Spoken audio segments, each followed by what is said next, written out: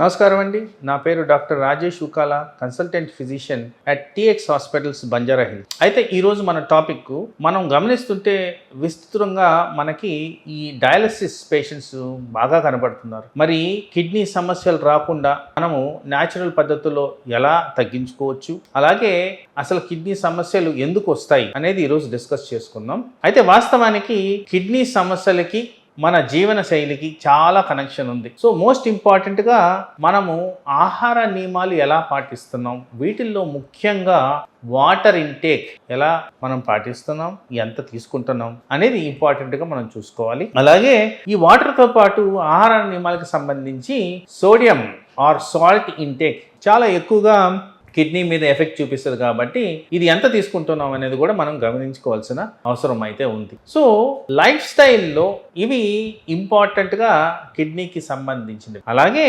వీటిల్లో అలవాట్లు, మన దినచర్యల్లో అలవాట్లు ఏమున్నాయి, ముఖ్యంగా హ్యాబిట్స్లో స్మోకింగ్ అండ్ ఆల్కహాల్ కిడ్నీల మీద ఇంపాక్ట్ చూపిస్తుంది. కాబట్టి అవి మనం వాస్తవానికి అవాయిడ్ చేయాల్సిన అవసరం ఉంది ఎవరికైతే కిడ్నీ రిస్క్స్ ఉన్నాయో.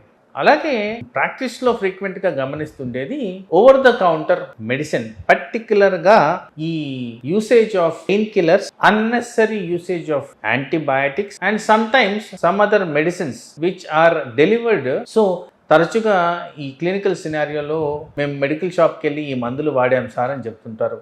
మరి వీటి వల్ల మీకు హాని జరుగుతుందా లేదా అనేది క్వశ్చన్ మార్కు మీరు వేసుకోవాలి. ఎందుకంటే కిడ్నీ పరంగా చూసుకుంటే కిడ్నీ చాలా సెన్సిటివ్ అవయం. దాని మీద ఎటువంటి ఒత్తిడైనా మనము పెట్టడం మంచిది కాదు. ఎందుకంటే దీర్ఘకాలంలో ఒకసారి సమస్య వస్తే అది సమస్య క్లియర్ కాకుండా అలాగే జీవితం గడిచిపోద్ది. అందుకోసం కిడ్నీలతో చాలా జాగ్రత్తగా మనం మేనేజ్ చేసుకోవాలి. Unnecessary medicines, unnecessary antibiotics, unnecessary pain killers, unnecessary అలవాట్లు ఇవన్నీ కూడా నివారించుకోవడం చాలా ఇంపార్టెంట్. అండ్ ఎవరికైతే కాస్తో కూస్తో కిడ్నీ రిలేటెడ్ సమస్యలు ఫ్యామిలీ పరంగా కావచ్చు, జెనెటిక్ పరంగా కావచ్చు, ఆర్ ఇన్సిడెంటల్గా కనుక్కున్న మైల్డ్ కిడ్నీ డీవియేషన్స్ కావచ్చు, వీళ్ళు ఇంకా ఎక్కువ జాగ్రత్త వహించాల్సిన అవసరం అయితే తప్పనిసరిగా ఉంది. తర్వాత కిడ్నీని ఉద్దేశించి మాట్లాడుతున్నప్పుడు కంపల్సరీగా 2 డిజీజ్ కండిషన్స్ గురించి మనం హైలైట్ చేసుకోవాలి. అవి diabetes and high blood pressure. ఈ రెండిటి మూలాన కిడ్నీ ఎఫెక్ట్ అవుతుంది.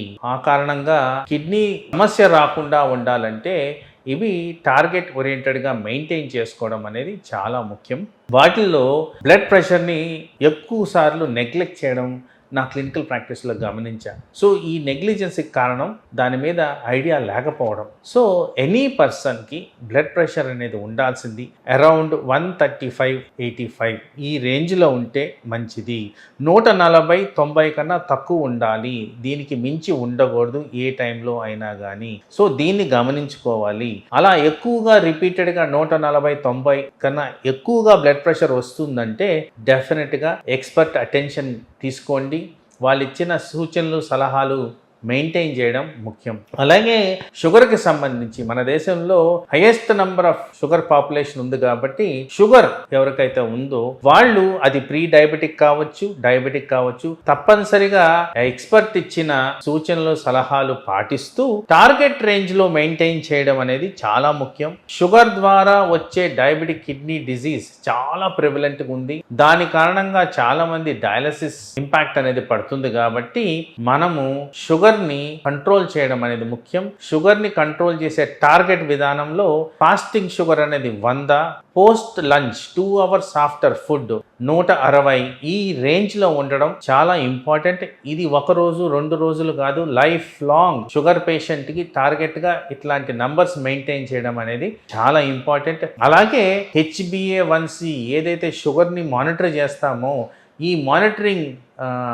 నంబర్స్ అంటే ఈ HbA1c target level around 6.5 to 7 మధ్యన మెయింటైన్ చేసిన వాళ్ళలో కిడ్నీలు అంత ఎక్కువగా ఎఫెక్ట్ కాకుండా దీర్ఘకాల సమస్యలు రాకుండా మనం నివారించుకోవచ్చని సైంటిఫిక్ ఆధారాలు ఉన్నాయి. అలాగే మనకున్న వ్యసనాలు, ఈ వ్యసనాలలో ఎక్కువ ఇంపాక్ట్ చూపించే వ్యసనం స్మోకింగ్ అండ్ సైమల్టేనియస్లీ ఆల్కహాల్ కూడా. సో ఇలాంటివి మనం నివారించుకోవడం ముఖ్యం. ఇలాంటి నివారణ చర్యలు తీసుకొని ఇలాంటి సబ్స్టెన్స్ అబ్యూస్ని తగ్గించుకుంటే కిడ్నీకి ప్రాబ్లం కాకుండా మనం అవాయిడ్ చేసుకోవచ్చు. ఇవన్నీ చేస్తూ రెగ్యులర్గా సంవత్సరానికి ఒక్కసారన్నా 30-35 సంవత్సరాలు వయసు పైబడిన వాళ్ళు ప్రతి అవయవాన్ని చెక్ చేసుకోవడం అనేది ఇంపార్టెంట్. క్లినికల్ ప్రాక్టీస్లో చాలా మటుకు చూసేది సడన్గా అవయవాల్లో ప్రాబ్లమ్స్ రావడం, దేనివల్ల వస్తుందనేది గ్రహించడం కూడా చాలా ఇంపార్టెంట్. ఈరోజు నేను డిస్కస్ చేసుకున్నట్టు ఈ పాయింట్స్ అన్నింటినీ హైలైట్ చేసుకొని రిస్క్ ఉన్న వాళ్ళు ఇంకా తరచుగా ఈ టెస్టులు చేసుకోవడం అనేది ముఖ్యం. నమస్తే.